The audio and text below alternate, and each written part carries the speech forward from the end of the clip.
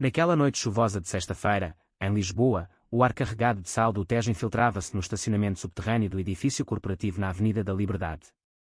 Eu, Tiago Mendes, coordenador de marketing numa agência de publicidade de renome, saía de mais um happy hour forçado, daqueles eventos onde todos fingem camaradagem enquanto tramam promoções pelas costas. Eu era invisível ali, pontual, eficiente, mas sem o dom para bajulações ou jogos de poder.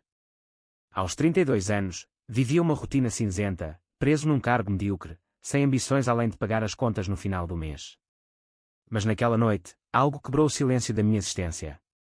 Vi a minha chefe, Isabel Costa, vice-presidente de marketing, a mulher que comandava o departamento com uma autoridade férrea, como se fosse uma rainha do fado, intensa, implacável, capaz de destruir carreiras com um simples e-mail.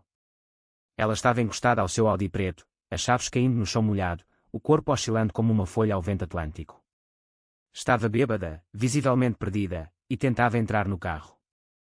Eu devia ter ignorado, virado as costas e seguido para o meu apartamento modesto em Alfama. Mas algo me parou, talvez a decência que ainda restava em mim, ou o medo de ler nos jornais sobre um acidente na ponte 25 de Abril causado por ela. Aproximei-me devagar, o eco dos meus passos misturando-se ao gotejar da chuva lá fora. Senhora Costa, disse eu, com a voz baixa, como se estivesse a sussurrar um segredo proibido.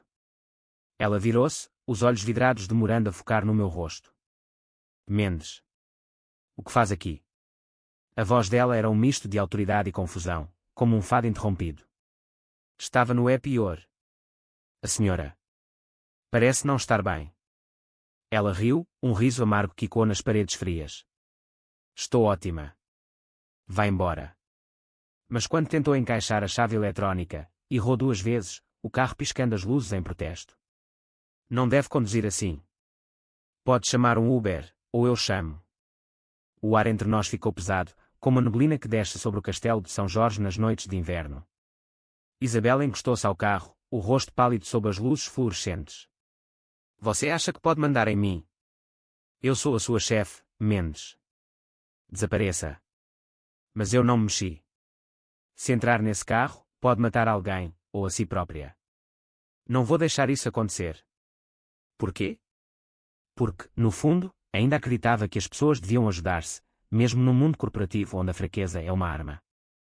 Ela fitou-me longamente, os olhos brilhando com algo que não era só álcool, era vulnerabilidade, crua e exposta, como uma ferida aberta ao sol do Alentejo. Finalmente, cedeu. Está bem. Chamo o Uber. Pedi o carro pelo app, e enquanto esperávamos, o silêncio quebrou-se como uma onda no Cabo da Roca. Isabel começou a falar, as palavras saindo devagar, como se cada uma doesse. Sabe quantas horas trabalho por semana, Mendes? 70, 80. Volto para casa às 2 da manhã, sozinha no meu apartamento em Cascais, e ninguém pergunta se estou bem. A voz dela tremia, revelando fissuras na armadura que usava todos os dias. Eu subi sozinha nesta empresa, lutei contra homens que me viam como uma ameaça. Se mostro fraqueza, eles usam contra mim. Dizem que uma mulher não aguenta a pressão, que devia voltar para casa e cozinhar cozida à portuguesa. Eu escutava, imóvel, sentindo o peso daquelas confidências. É solitário, sabe? Ninguém me vê como humana. Só como a chefe dura, a que aprova orçamentos e despede quem falha. O Uber chegou, um carro simples, e eu entrei com ela, não a ia deixar sozinha naquele estado. Durante o trajeto até Cascais, ela continuou, vim ao happy hour para provar que sou normal, que posso relaxar. Olhe no que deu. Chegamos ao prédio luxuoso, com porteiro e vista para o mar. Ajudei-a a sair, e ela murmurou, obrigada, Mendes. Não conta a ninguém.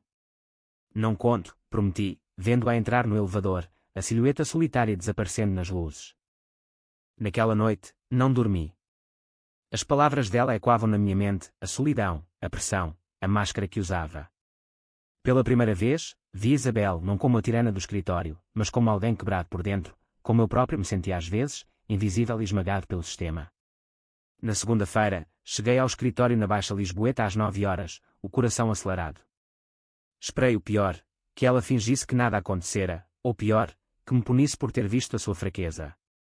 Às 10 horas, um e-mail, venha ao meu gabinete. Isabel Costa. Meu estômago revirou-se. Entrei na sala envidraçada, com vista para o rocio, e fechei a porta. Ela estava impecável, fato cinzento, cabelo apanhado, sem vestígios da noite anterior. Lembro-me de tudo, Mendes, disse ela, os olhos frios como o vento do Atlântico. Você viu-me no meu pior. Podia usar isso contra mim. Não vou, respondi, a voz firme apesar do medo. Ela inclinou-se para a frente. Eu sei. Mas não posso arriscar. A partir de hoje, está transferido para outro departamento. E se uma palavra sair, a sua carreira acaba. O choque atingiu-me como um soco. Eu ajudei-a, escutei-a, e agora era punido. Saí dali atordoado, o silêncio crescendo dentro de mim como uma tempestade no horizonte. Os dias seguintes foram um inferno silencioso.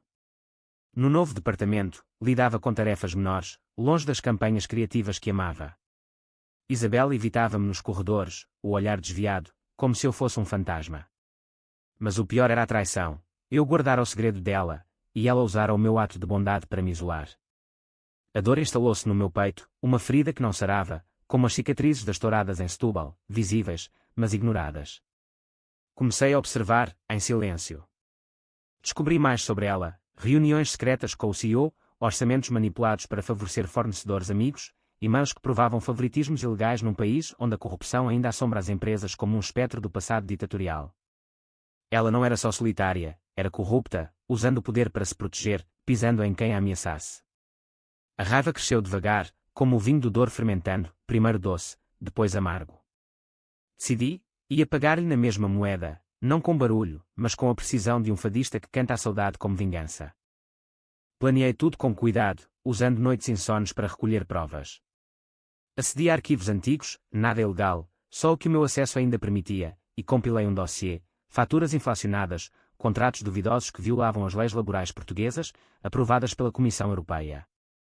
Envio anonimamente para o Conselho de Administração e para a Autoridade para as Condições do Trabalho, sabendo que em Portugal, escândalos corporativos explodem como fogos de artifício na noite de São João. Esperei, em silêncio, o coração batendo como tambores numa procissão. Dias depois, o escritório fervia. Isabel foi chamada para uma reunião de emergência. Vi-a passar, o rosto pálido, os passos vacilantes como naquela noite no estacionamento. A tensão acumulada explodiu quando o anúncio veio. Ela era suspensa, sob investigação. Rumores corriam, corrupção, abuso de poder. Ela perdeu tudo, o cargo, a reputação, o isolamento que tanto temia transformou-se em exílio social. Mas a vingança não veio sem preço. Eu via-me no espelho, os olhos vazios, a alma corroída pela amargura. Perdi amigos no escritório, que me viam como traidor, mesmo sem saberem que fora eu. A solidão que ela descrevera agora era minha, um eco doloroso, como o fado quando nas ruelas de Moraria. Perguntava-me, valer a pena? A traição dela justificava a minha. Num café em Belém, meses depois, cruzei-me com ela por acaso. Isabel, agora desempregada, sentada sozinha com um pastel de nata intocado. Os olhos cruzaram-se, e no silêncio, vi o reconhecimento. Foi você, murmurou ela, a voz quebrada. Não respondi, só saí, o peso da escolha esmagando-me como as ondas no guincho. A vingança curara a ferida? Não. Só a tornara mais profunda, um ciclo de dor que nos prendia a ambos, num Portugal onde as máscaras caem, mas o sofrimento perdura.